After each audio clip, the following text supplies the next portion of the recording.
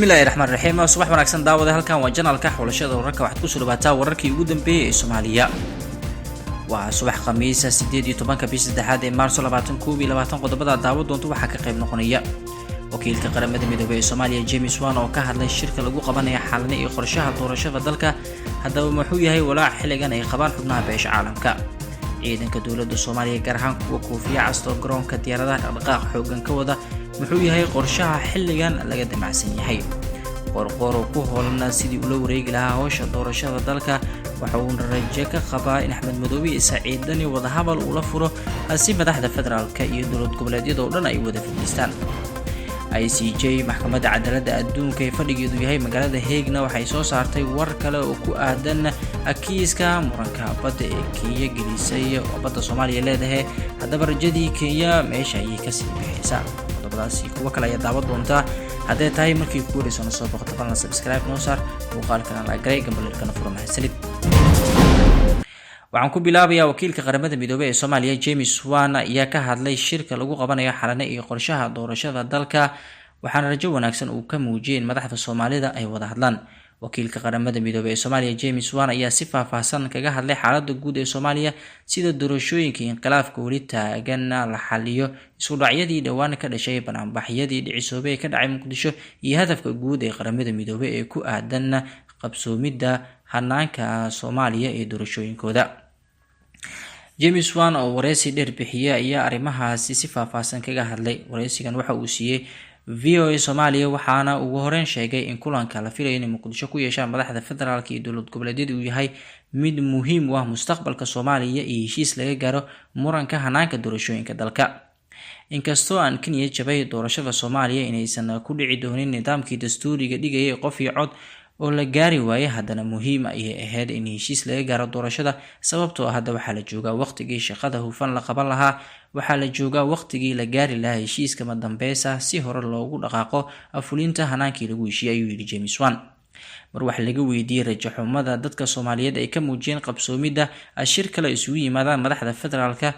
ayuu ku jawaabay hogaamiyaasha iyo siyaasiyiinta Soomaalidu waxay u leeyihiin dhaqan soo jireen ah oo ah inay isu yimaadaan isla markaana ay wada hadlaan go'aan wada jiraan ay gaaraan waxaana baaqi ku sii ahaan doona kalsoonida aan ku qabo in madaxda Soomaalidu wada hadlaan oo waxay ku heshiiyaan kuna dhaqaaqaan fulinta heshiiskaas ayuu yiri James Wan dhankooda waxa uu ballan qaaday inay sii wadi doonaan xiriirada ay la leeyihiin mas'uuliyiinta muhiimka ah gaar ahaan kuwa hanaanka doorashooyinka Soomaaliya muhiimada gaarka oo leh waxaana uu xusay madaxweyne Farmaajo ra'iisul wasaare Roble hogaamiyaasha maamul goboleedyada madaxweynayaashii hore ee Soomaaliya Xasan Sheekh Maxamuud iyo Sheekh Shariif Sheekh Axmed waxaan xusayaa inay doonayaan in Soomaalidu sii taageerto dhanka dhaqaalaha qaramada midoobay taas waxaa naga codsaday xafiiska ra'iisul wasaaraha waxaan ku raacnay annaga oo ka fikirayna waxa Soomaaliya u baahan tahay iyadoo codsigaas sidoo kale uu ku raacay xafiiska madaxweynaha waxaan diyaarinay teendho ama hool ku yaala garoonka diyaaradaha waxaan bixin doonaa dhaqaalaha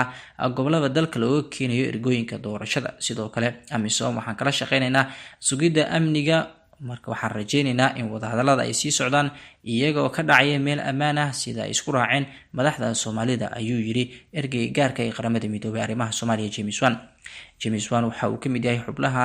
sida aadka ugu hoolan qabsoomidda doorashada iyadoo wali madaxda federaalkana ay heshiis gaarin waxaana jirta in la dhaqangeli la yahay ama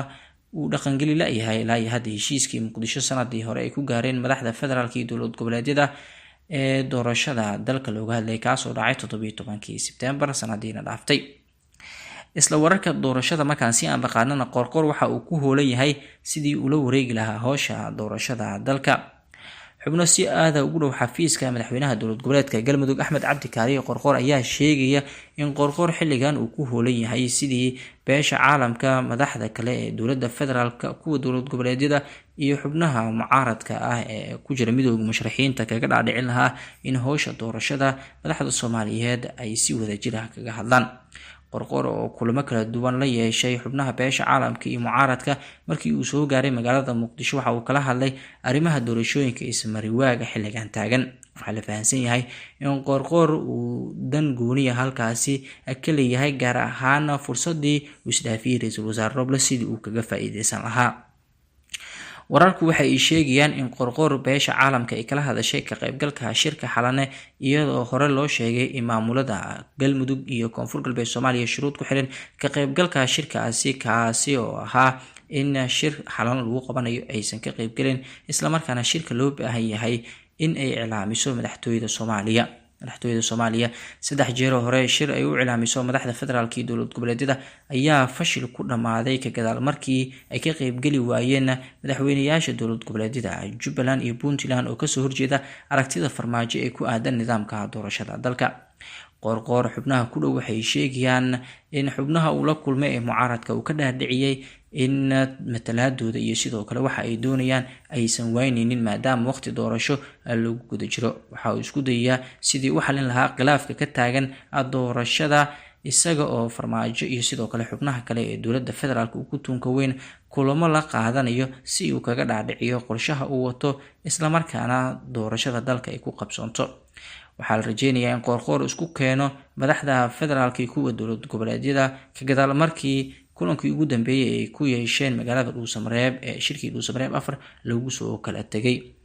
doorka beesha caalamka ee shirkan ka ciyaarayso ayuu rabaa in uu la wareego waxaana la ogeyn sida ay wax noqon karaan haddii qorqor uu beesha caalamka kala wareego qabsoomida shirka iyo sidoo kale dadaalada kale ee doorashooyinka muranka uu ka taagan yahay lagu xalinayo. geesta kale markaan eegnana ciidamo aad u hubeysan gaar ahaan kuwa koofiya casta ee ilaalisa madaxda qaranka iyo aaga madaxtooyada Soomaaliya ayaa dhaqdhaqaaq xoogan ka wada garoonka diyaaradaha ee magaalada Muqdisho. xubno ka mid ah shaqaalaha garoonka diyaaradaha ayaa sheegay in ay arkayeen shalay ciidamo hubeysan oo dhowr gaari ciidanka saaran ay dhaqdhaqaaqyo ka wadeen aaga garoonka diyaaradaha ee magaalada Muqdisho. waxaan la ogeyn dhaqdhaqaaqyada waxa ay salka ku hayaan iyo sidoo kale qorshaha madaxda federaalka ay ka damacsan yihiin garoonka diyaaradaha ee magaalada Muqdisho.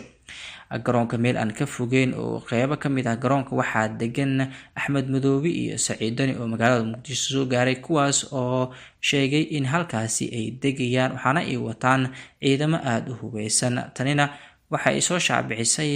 kalsooni la'aanta amni ee ka taagan magaalada Muqdisho iyo khilaafka ka dhex taagan madaxda federaalka iyo dowlad goboleedyada qaarkood oo gaaray in amnigii ciidanka dowladda la isku haleyn waayo ciidamo kaleento dowlad goboleedyada madaxdooda qaarkood ay Muqdisho keensadeen.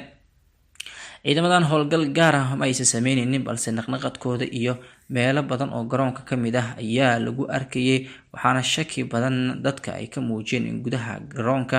howlgal qorsheysan in uu ka dhici rabay balse taas ma aysan dhicin oo dadka wax faahfaahin lama wadaagin. waxaa sidoo kale heegan buuxa ku jira ciidanka howlgalka nabad ilaalinta ee Soomaaliya AMISOM loo yaqaano kuwaas oo la og yahay in maalintii la soo dejinayay meedka Allah u naxariistay madaxweynihii reer Soomaaliya Cali Mahdi Maxamed ay isku dayeen in garoonka ay ka hor istaagaan madaxweynayaashii hore ee Soomaaliya. xubno ka mid ah midowga musharaxiinta isku dayay in ay garoonka galaan kadib muran dheeraaday waxaa lagu guuleystay in xubnahaasi gudaha garoonka ay galaan isla markaana ay ka qayb qaataan salaada janaasada ee lagu dukanayay marxuum Cali Mahdi Maxamed Allah u naxariistay. dhaqdhaqaaqyada ciidan muddooyinkii ugu dambeysay magaalada Muqdisho waxay ahayd mid ku caan baxday iyadoo muranka doorashadana weli uu taagan yahay. ugu dambeyntiina ICJ waxa ay mudeysay gunaanadka dacwadda badda Soomaaliya ee Kenya muranka gelisay. ICJ maxkamadda cadaaladda adduunka ee fadhigeedu yahay Hague mar kale waxay mudeysay dhageysiga ugu dambeeya gal dacwadeedka badda Soomaaliya ee Kenya ee muranka ay gelisay ee Soomaaliya leedahay. Ra'iisul ku-xigeenka xukuumadda xilgaarsiinta Soomaaliya Mahdi Maxamed Guuleed Qadar oo qoraal ku daabacay bartiisa Facebook ayaa sheegay in dhageysiga gunaanadku uu qabsoomi doono maanta oo 18 Maarso ah. maxkamadda cadaaladda adduunka ayaa maanta gaar ahaan galabta 9 saac xilliga Hague dhageysanaysa gunaanadka dacwadda badeena inaga dhaxeysa ee Kenya muranka ay gelisay ayuu yiri Mahdi Maxamed Guuleed Qadar. sida ay wararku sheegayaan go'aanka mudeynta dhageysiga ugu dambeeya maxkamadda ayaa ka dambeeyay markii ICJ ay ku gacan saartay dalab ka yimid Kenya. ICJ ayaa lagu wadaa in fadhigan kadib ay soo saarto xukunka kama dambaysta ah maadaama dacwadan ay soo bilaabatay Agoosto 2014. go'aanka ugu dambeeyana waxa uu noqon doonaa mid la sugo ugu yaraan 6 bilood ama 7 bilood kadibna wax raacfaan ma lahan oo maxkamaddu sida ay wax u xukumiso ayay noqonayaan. guud ahaan qodobkaasi u dambeeyay warka subax ee channelka xulashada wararka. waan ka xusuusinaya haddii tahay markii ugu horreysay soo booqato inaad subscribe noo saarto, muuqaalkana la gareyso, gabreelkana aad furato. mahadsanid inta ku kulmi doono wacyigan oo kaleenta ah. subax wanaagsan.